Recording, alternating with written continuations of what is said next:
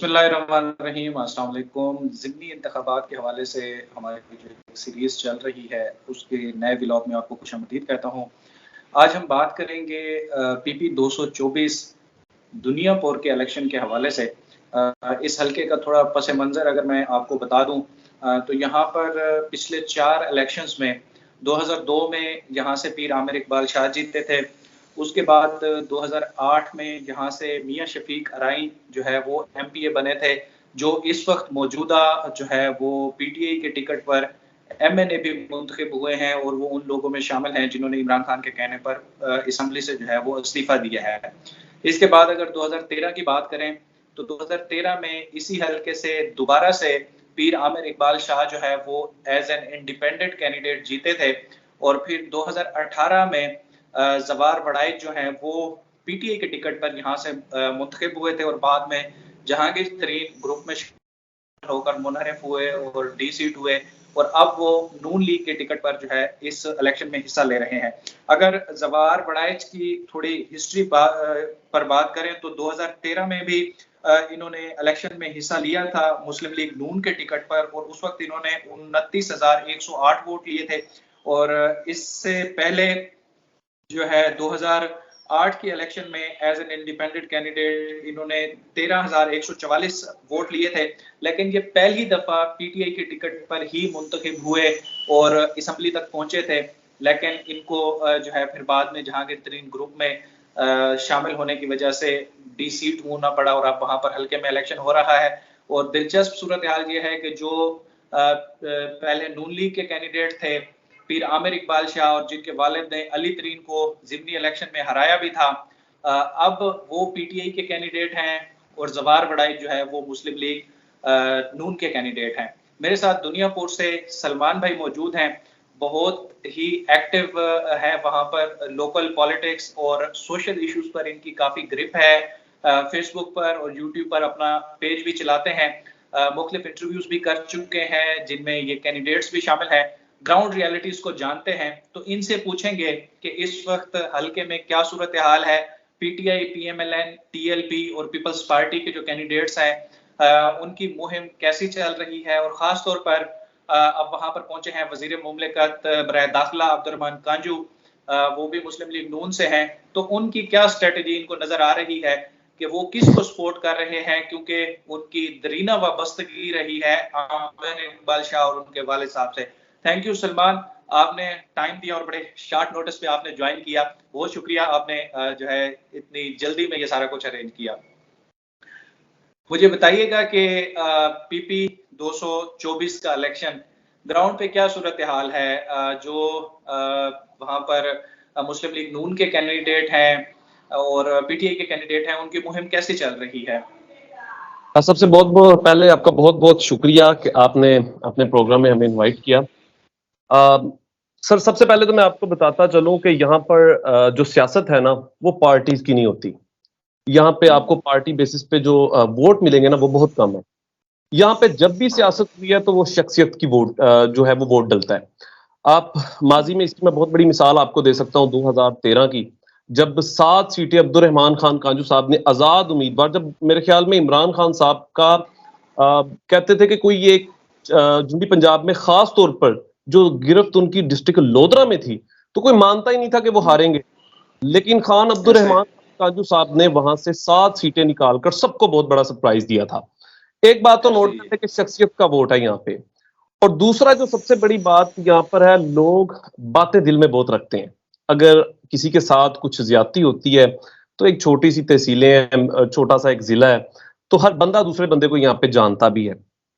अब लोगों को गिला क्या है जो मैं आपको बताना चाहता हूं। यहाँ पे सबसे ज्यादा जो लोग हैं वो मुतासिर हैं पॉलिटिशियन के जो रवैये हैं। कुछ जो खान अब्दुर्रहमान खान कांजू साहब के लोग अब पीपी 224 में सपोर्ट इसलिए नहीं कर रहे कि उन्हें सख्त किस्म का इख्तलाफ है और कहते हैं कि इसके बदले हम पीर साहब को जो है वो मतलब सपोर्ट कर सकते हैं। ये ऑफ द रिकॉर्ड बातें थी सर, जो हमारे जो मुख्तलिफ जराए से और जो हमारे साथ उनकी बातें भी हुई। लेकिन खान अब्दुर्रहमान खान कांजू साहब एक ऐसी शख्सियत है कि अगर ये खुद 224 में एंट्री कर जाते हैं और मुखलिस होकर, तो मैं कहता हूं कि यहां से सीट निकालना जवार के लिए फिर मुश्किल नहीं होगा। अगर चौधरी जवार हुसैन वड़ैच साहब अपनी खुद से इस पे सियासत करते हैं, चाहे अली तरीन आ जाए, चाहे तरीन साहब खुद आ जाए, तो वो यहां से सीट नहीं अब निकाल सकते। उसकी मैंने आपको पहले रीजन बता दी है कि लोग कुछ चीजें याद रखते हैं।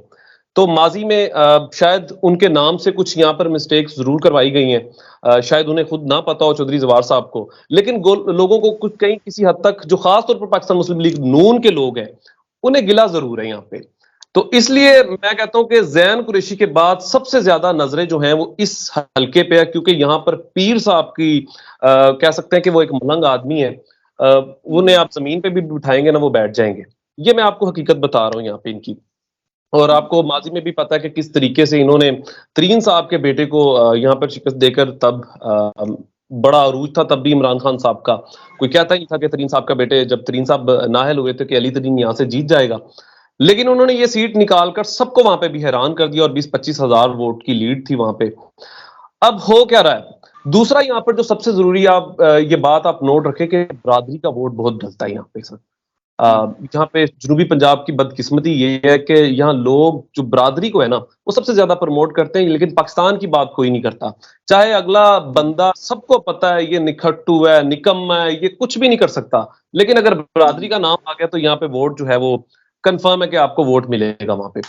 अब यहाँ पे जल्ला की बात करें तो जल्ला पे अराई फैमिली जो है, मियां शफीक की आपने बात की है, तो अब्दुल रहमान के बाद हम इनको अब्दुल रहमान कहते हैं कि मतलब शख्सियत के हवाले से मियां शफीक को हम अब्दुल रहमान कहते हैं।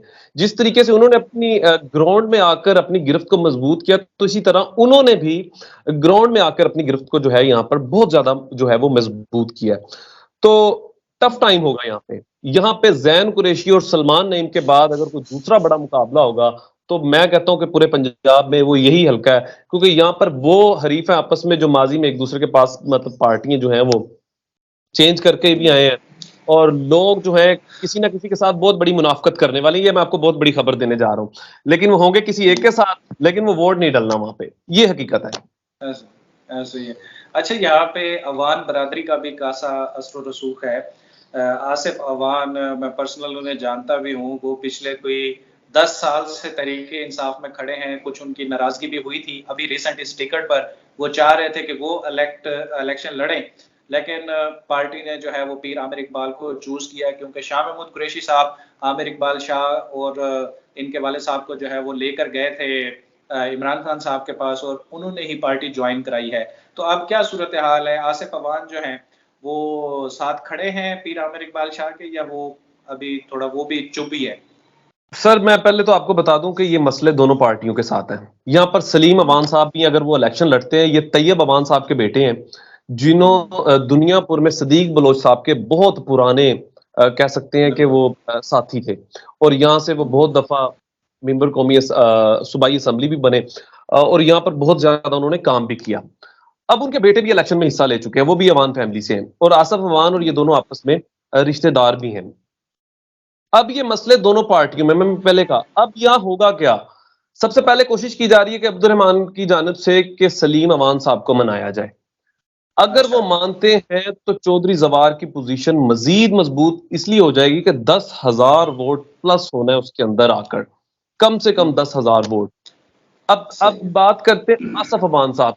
अगर आसफ अवान साहब लग तो नहीं रहे मान रहे हैं, उनकी बॉडी लैंग्वेज मुझे तो नहीं, मैंने अभी रिसेंटली जब उनका इंटरव्यू करना चाहा तो वो बड़ी जल्दी से वहां से चले गए थे। तो मतलब कि जो बॉडी लैंग्वेज, जो पहले बातें भी करते थे, खिताब भी करते थे, एक बड़ा जोश होता था। अब 2 दिन पहले महंगाई के ऊपर आपको पता है कि यहाँ पर इन्होंने इतजाज भी रिकॉर्ड रैली की थी, तो वहां पर भी मैंने आसफ अवान को, वो आसफ अवान ही अभी तक देखा कि वो बड़े दिल से, क्योंकि उसने आज तक सियासत ही इनके खिलाफ की थी पीर आमिर इकबाल शाह साहब के, जहर उनके नाम वोट लिया करते थे और किसी के साथ उनका मुकाबला नहीं था। तो अब वो ये उनका, अब ये देखें, वो नजरियाती कारकुन है और ये उनका राइट भी है। उन्होंने 13 साल इस पार्टी में बड़ी मेहनत भी की है। जब जवाल था वो तब भी वैसे थे, और जब अरूज है वो तब भी वैसे ही है, खड़े स्टिल खड़े, कोई लालच नहीं है उनके दिल में। तो ये एक उनके साथ मैं जाती तौर पर समझता हूँ ज्यादती हुई है। लेकिन ये भी एक आपको खबर दे दूं कि अगर वो इलेक्शन लड़ते तो वो इलेक्शन नहीं जीत सकते थे। ये भी एक हमारी रियलिटी है। ग्राउंड रियलिटी है, क्योंकि पीर साहब का ही काम है, अगर यहाँ पर अगर वो इलेक्शन लड़ते हैं तो वो चौधरी जवार साहब का मुकाबला कर सकते हैं, वरना बहुत मुश्किल है। अच्छा, इसके अलावा क्योंकि पंजाब में अब मैं तो ये समझता हूँ कि पीपल्स पार्टी को टीएलपी ने रिप्लेस कर लिया है और हर हलके में पीपल्स पार्टी से ज्यादा वोट लेती है टीएलपी।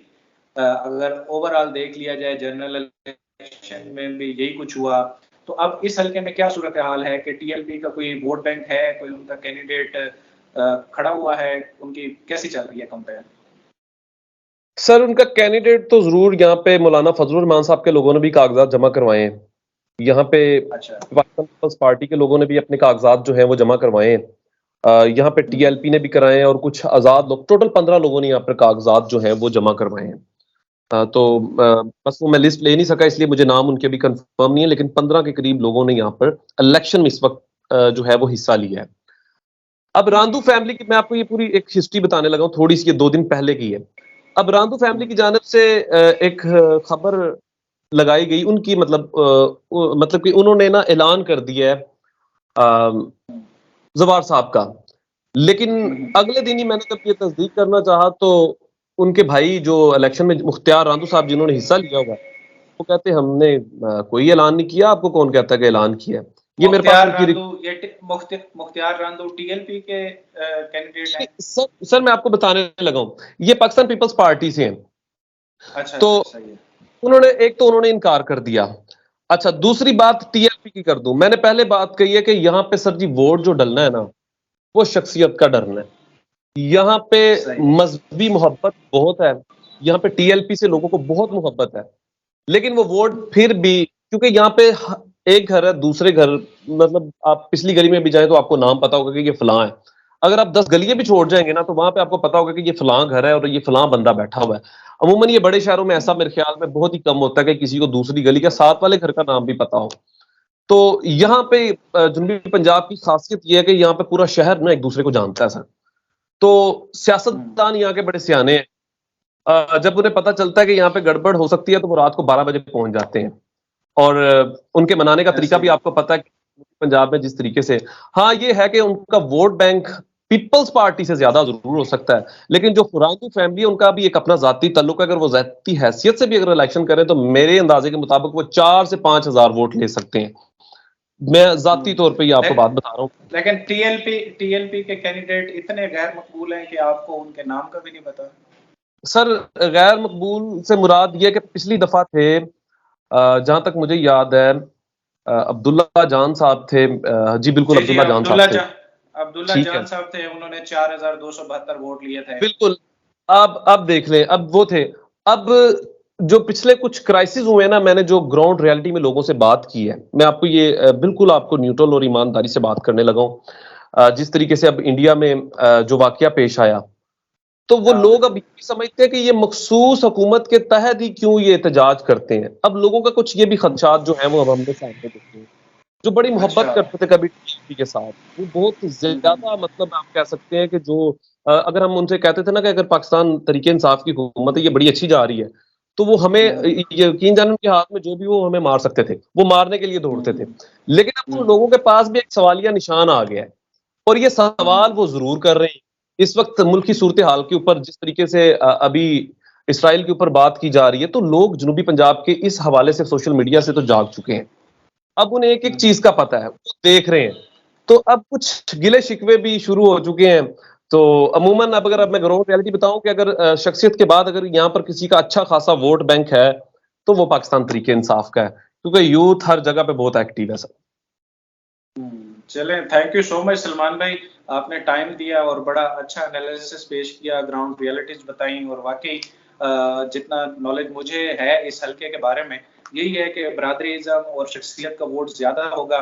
लेकिन अभी भी मुझे लगता है कि अगर कोई तीसरे नंबर का कैंडिडेट होगा तो वो शायद टीएलपी का ही होगा, क्योंकि अब्दुर्रहमान कांजो जो है वो पीपल्स पार्टी के कैंडिडेट को और जेयूएफए के कैंडिडेट को मना के उनको जो है वो दस्तबरदार करा ही लेंगे। अब तक इतना ही, मुझे और सलमान भाई को दीजिए इजाजत। अल्लाह हाफिज। अल्लाह हाफिज सर, बहुत शुक्रिया।